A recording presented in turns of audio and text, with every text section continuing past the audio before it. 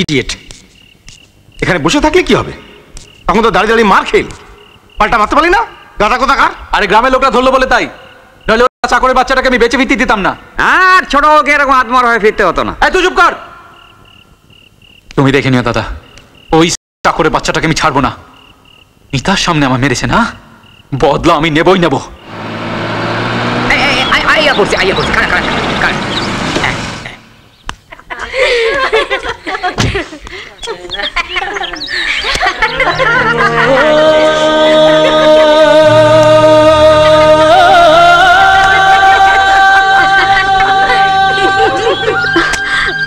ভোলা, কি রোদ দেখছেন?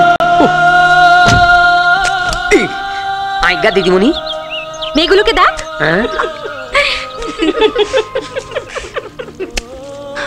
মাইয়া গুলেন তো রাজাদারি দেখি। Immediate change.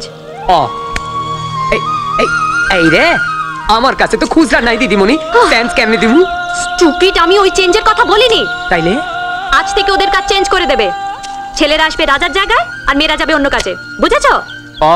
বুঝছি, মাইয়াতে পোলাতে ইন্টারচেঞ্জ হইব। কারেক্ট।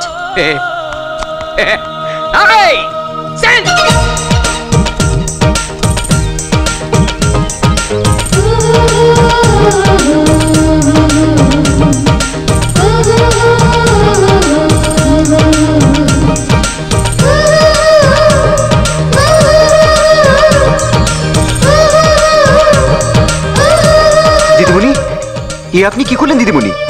যা করা উচিত তাই করেছি। এই গ্রামে সকলের চোখ তোমার শরীরের উপর, নজর লেগে যদি কিছু হয়ে যায় তাই ঢেকে দিয়েছি।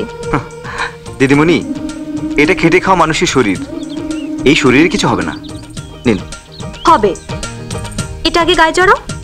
তোমার শরীর দেখার অধিকার আর কারণ নেই, এই অধিকার একমাত্র আমার। মানে? আমার বদলে অন্য মেয়েরা তোমাকে দেখবে, সেটা আমার সহ্য হবে না, বুঝেছো? আই লাভ ইউ রাজা, আমি তোমায় ভালোবাসি, তোমায় বিয়ে করতে চাই। না না দিদিমণি, আপনার কাছে আমি হাত জোর করে বলছি, আপনি ওসব কথা বলবেন না। কে আমি? কি আমার পরিচয়? আমার মতো এই অনাথকে আপনার বাবা তার নিজের ছেলের মতো করে মানুষ করেছেন। তিনি তো আমার কাছে ভগবান, আপনি সেই ভগবানের মেয়ে। আমার কর্তব্য আপনাদের সেবা করা, আপনাদের সম্মান করা।